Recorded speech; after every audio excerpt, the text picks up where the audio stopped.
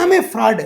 இவங்க இந்த social media influences எல்லாமே காசு வாங்கிட்டு தான் பண்ணுறாங்க. இது எல்லாமே ஒரு பிஸ்னஸ் தான். ஒரு அரசியல், ஒரு வணிகம், இல்லை ஒரு அடிமைத்தனம் எல்லாமே இருக்குது.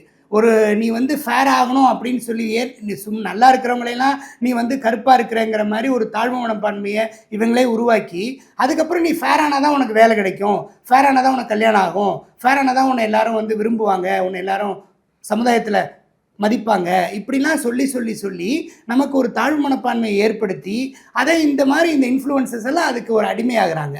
இவங்க எல்லாம் சேர்ந்து இது பெரிய ஃப்ராட்.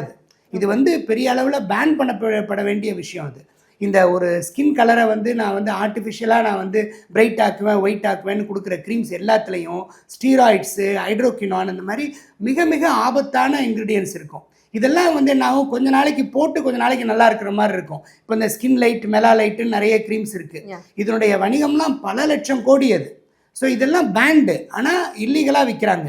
இதெல்லாம் இந்த பட் இது பேண்டுன்னு சொல்றீங்க, ஆனால் சோஷியல் மீடியாவெல்லாம் அது சேல் ஆகிட்டு இருக்கு. சோஷியல் மீடியாவை யாரும் பேன் பண்ணுறது இல்லையே, அதுக்கு எந்த சட்டமும் இல்லையே.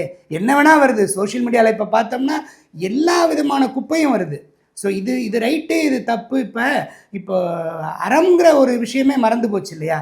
எது பண்ணாலும் ஒரு அற வழியில் பண்ணணும், தப்பு பண்ணக்கூடாது, அதை கரெக்டாக பண்ணணும் அப்படிங்கிற கான்செப்டே இப்போ யாருக்கு இல்லையே. பணம் வந்தால் அறம் காணாமல் போயிடுது. ஸோ அதனால் இதெல்லாம் நம்ம நம்பக்கூடாது, நாம் தான் உஷாராக இருக்கணும்.